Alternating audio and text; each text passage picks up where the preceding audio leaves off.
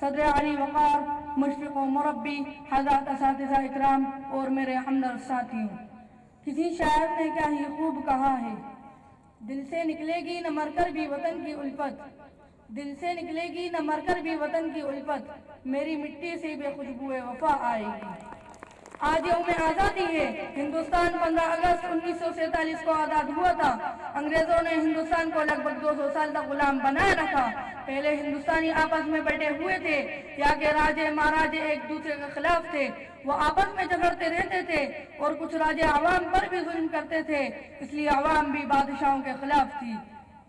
انگریزوں نے ہندوستانیوں کی آپسی پھوٹ کا فائدہ اٹھایا اور آہستہ آہستہ سارے ہندوستان پر قبضہ کر لیا۔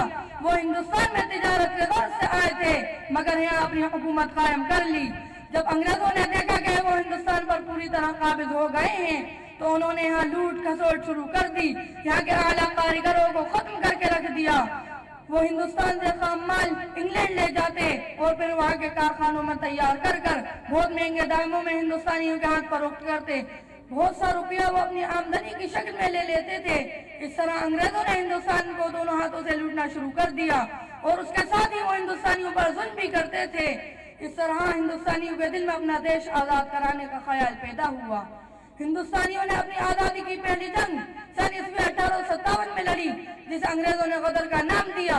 چند ایک وجوہات کی وجہ سے ہماری یہ جنگ کامیاب نہ ہو پائی، اور فتح یاب ہونے کے بعد انگریزوں نے پہلے سے بھی زیادہ ظلم کرنا شروع کر دیا۔ محترم سامعین، 30-40 سال خاموش رہنے کے بعد انڈین نیشنل کانگریس کی بنیاد رکھی گئی۔ بعد میں مہاتما گاندھی بھی اس تحریک میں شامل ہو گئے۔ مہاتما گاندھی نے اس جدوجہد کو ایک نیا رنگ دیا۔ آپ نے عدم تشدد کا راستہ اختیار کیا۔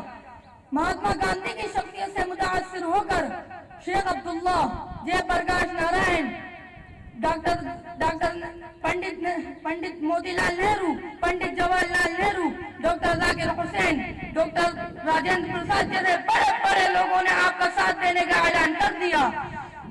آخر میں انگریزوں نے ہندوستان کو تقسیم کر کے یہاں سے اپنا بوریا بستر باندھ لیا اور یہاں سے چلے گئے۔ آخر میں شعر پر اپنی تقریر ختم کرتا ہوں۔